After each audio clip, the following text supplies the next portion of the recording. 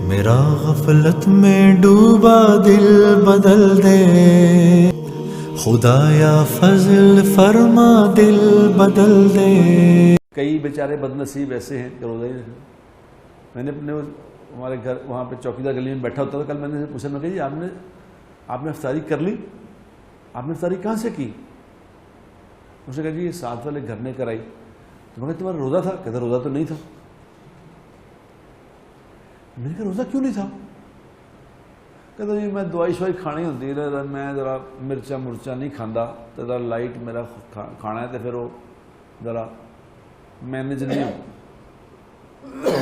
میں نے کہا تم کیا کہہ رہے ہو؟ تمہیں پتا ہے کہ تم کیا کہہ رہے ہو؟ تم کیا کہہ رہے ہو؟ کیا کر رہے ہو؟ کس کا حکم توڑ رہے ہو؟ کون ہے جس کے سامنے تم کھڑے ہو رہے ہو؟ کون ہے جس کو تم للکار رہے ہو؟ تو پتہ ہے؟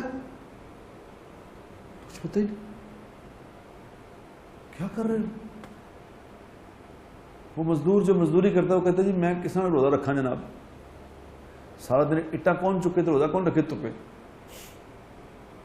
رکھ سکتا ہے کہ دھوپ میں روزہ؟ کہتے کس نے رکھی ہے؟ اصل میں یہ نہیں کہ اس نے یہ دھوپ میں روزہ نہیں رکھ سکتا، نہیں، اس نے روزہ رکھنا ہی نہیں، چاہے دھوپ ہو یا چھاؤں ہو، چاہے فرق رہے، اس نے نہیں رکھنا۔ اگر اس نے روزے رکھنے کی نیت کی ہوتی تو اللہ اس کے لیے بندوبست کر دیتا۔ اللہ ظالم نہیں ہے۔ سعودی عرب میں جا کے چلے جاؤ، سعودی عرب میں سب رات کو کام ہوتا ہے، دن سارا دن بند، رات کو جو کام دکانیں سب کاروبار رات کو۔ تو یہاں یہ گھروں کی مزدوری رات کو نہیں ہو سکتی؟ کیا خیال ہے؟ کیا مشکل ہے جی؟ رمضان میں رات کو کام کریں گے جی؟ اگر نیت ہوگی تو اللہ اس کا نظام چلا دے۔ اس کی نیت ہوتی ہے اگر روزہ رکھنے کی تو اللہ اس کے لیے آسانیاں کر دیتا۔ تو نیت نہیں، کیوں نیت نہیں؟ اس کو پتہ نہیں روزہ کیا ہے، روزہ ہے کیا؟ وہ کہتے ہیں میرے کو نہیں روزہ نبھتا نہیں جی، میں نے بڑا بھوک زیادہ لگتی۔ یہ کیا بھوک زیادہ نہیں لگتی؟ اسے پتہ ہی نہیں ہے کیا، اللہ کو جانتا ہی نہیں، اسے آخرت کے دن کا یقین ہی نہیں کہ یہ ایک دن آئے گا۔ ایک روزہ جس نے جان بوجھ کے نہیں رکھا، ایک روزہ رمضان کا، ایک روزہ جان بوجھ کے نہیں رکھا، چھوڑ دیا، اب چاہے یہ ساری زندگی روزے رکھتا رہے، اس کا کفارہ ادا نہیں ہو سکتا۔ یہ ہے رمضان کا روزہ۔ اگر پتہ ہو کہ یہ روزے پہ فیصلہ ہوگا، ساری عبادات پہ جنت ملتی ہے، نماز پہ، صدقے پہ، خیرات پہ، حج پہ، سب پہ جنت ملتی ہے، اور روزے پہ کیا ملتا ہے؟ اللہ۔ روزے پہ اللہ مل جاتا ہے، اللہ ہی میرا ہو گیا، چلو بات ختم، اللہ ہی میرا ہو گیا۔ یہ کسی اور عبادت پہ نہیں، روزے پہ اللہ ملتا ہے۔ کسی کو یہ یقین کی بات ہے، کسی کو کوئی روزہ رکھیں گے، اگر آپ روزہ رکھیں گے تو آپ کی پرائم منسٹر سے جگری دوستی ہو جائے گی۔ تو بتاؤ، پرائم منسٹر سے دوستی کے لیے روزہ رکھ لے گا؟ یہاں اللہ کہہ رہے ہیں کہ میرے سے تیری جگری دوستی ہو گئی، تو میرا جگری دوست بن گیا، چلو اب میں تجھے مل گیا، اب میں تیرا ہو گیا، جو تو کہا کرے گا ہو جایا کرے گا۔ اب اگر یقین ہوتا تو کیا کرتا؟ روزہ رکھ لیتا کہ نہیں؟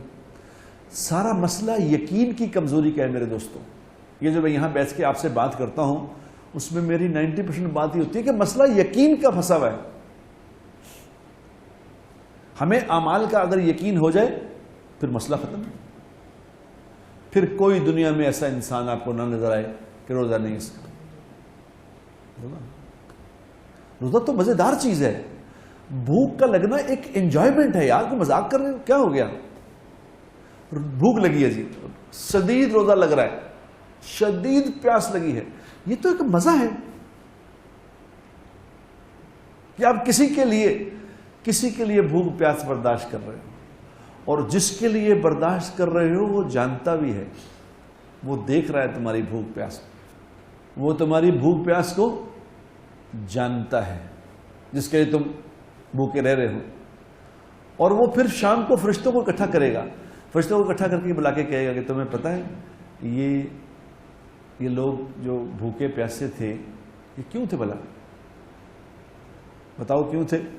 تو اللہ خود ہی سوال کرے گا، خود ہی جواب دے گا، یہ اس لیے بھوکے پیاسے تھے، یہ مجھے خوش کرنا چاہتے تھے، اس لیے تھے یہ بھوکے پیاسے۔